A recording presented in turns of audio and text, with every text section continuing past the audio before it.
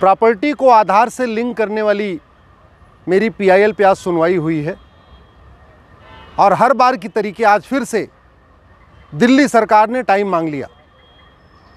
2019 में मैंने PIL file किया था कि प्रॉपर्टी को आधार से लिंक किया जाए, इससे काला धन रुकेगा, बेनामी प्रॉपर्टी का लेन देन रुकेगा, आय से अधिक संपत्ति को पकड़ने में आसानी हो जाएगी।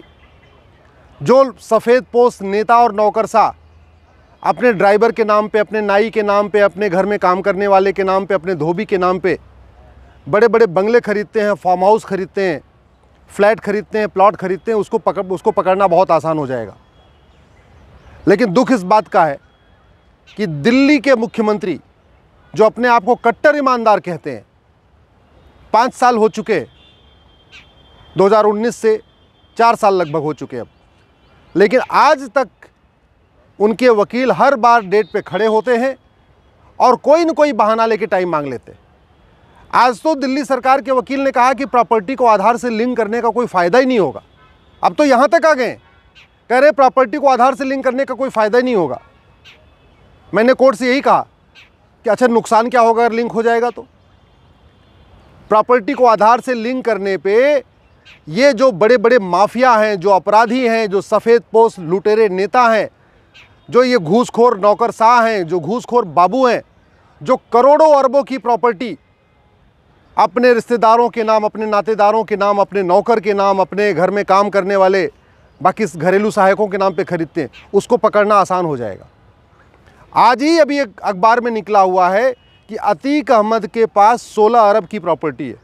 आप ज़रा सोचिए, लगभग 1000 करोड़ से ज़्यादा की प्रॉपर्टी उत्तर प्रदेश की सरकार ने जब्त कर लिया। इसके बावजूद अभी 16 अरब यानी 1600 करोड़ की प्रॉपर्टी और है। सोचिए, अगर एक माफिया के पास 1600 करोड़ और 1000 यानी 2600 करोड़ की प्रॉपर्टी है तो भारत में तो हज़ारों माफिया है। अगर अतीक अहमद के पास 2600 करोड़ की प्रॉपर्टी है तो मुख्तार अंसारी के पास कितनी होगी?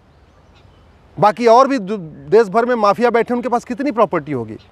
ये प्रॉपर्टी को आधार से लिंक करने में बहुत आसानी से पकड़ा जा सकता है कि वास्तव में ये जिसके नाम पे प्रॉपर्टी है वही उसका मालिक है या इसका किसी और का इसमें काला धन लगा हुआ है।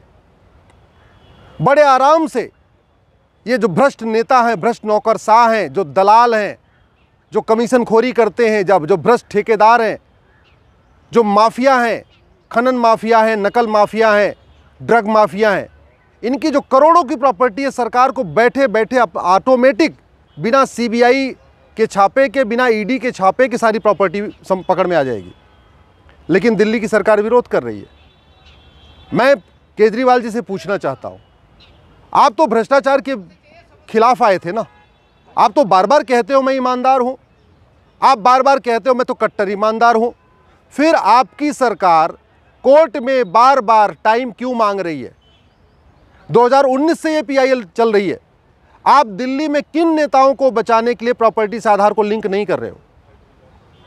अगर आपके मंत्री ईमानदार हैं, आपके नेता ईमानदार हैं, आपके विधायक सांसद ईमानदार हैं, और जैसा आप आरोप लगाते हो कि BJP वाले भ्रष्ट हैं, BJP वालों के पास काला धन है, बेनामी संपत्ति, तो आप BJP वाले नेताओं को बचाने के लिए बार बार ये डेट तारीख पे तारीख मांग रहे हो क्या?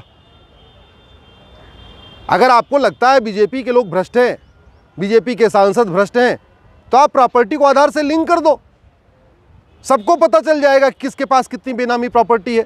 अगर BJP के सांसदों के पास बेनामी प्रॉपर्टी है तो वो भी पकड़े जाएंगे, और आपके अगर मंत्रियों के पास बेनामी प्रॉपर्टी है, आपके विधायकों के पास बेनामी प्रॉपर्टी है तो वो भी पकड़े जाएंगे।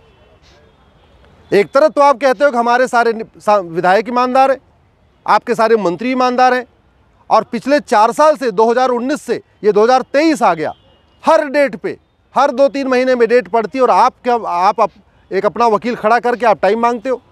और आज तो हद हो गई, आपका वकील ये कह रहा है कि प्रॉपर्टी को आधार से लिंक करने का कोई फ़ायदा नहीं होगा।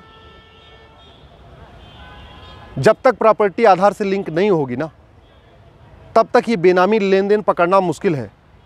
और प्रॉपर्टी आधार से लिंक हो जाएगी तो भारत में फ्लैट, प्लॉट और प्रॉपर्टी का रेट 20% कम हो जाएगा।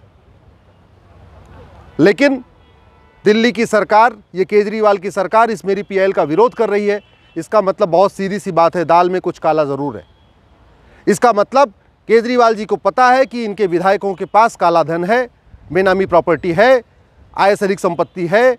इसका मतलब केजरीवाल जी को पता है कि इनके विधायकों के पास और मंत्रियों के पास बेनामी फार्म हाउस है, बेनामी प्लॉट है, बेनामी बंगले हैं, बेनामी जो है इनके पास संपत्तियां हैं।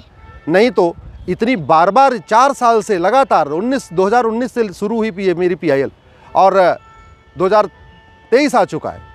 आज भी उन्होंने फिर डेट मांग लिया, अब जुलाई में सुनवाई होगी। हर बार ये नई डेट मांगते रहते।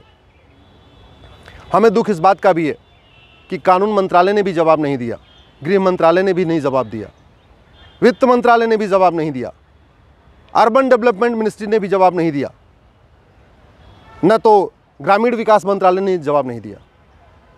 मैं निवेदन करता हूं कानून मंत्री किरण रिजिजू जी से, अपने मंत्रालय को कहिए अपना स्टैंड क्लियर करें कि प्रॉपर्टी को आधार से लिंक करना है कि नहीं। मैं निवेदन करता हूं हरदीप पुरी जी से, आप अपने मंत्रालय को बोलिए अपना स्टैंड क्लियर करें कि प्रॉपर्टी के आधार लिंक करने में उनकी क्या ओपिनियन है। मैं गिरिराज जी से निवेदन करता हूं, आपका ग्रामीण विकास मंत्रालय भी इसमें पार्टी है, लेकिन आपका भी जवाब नहीं आया।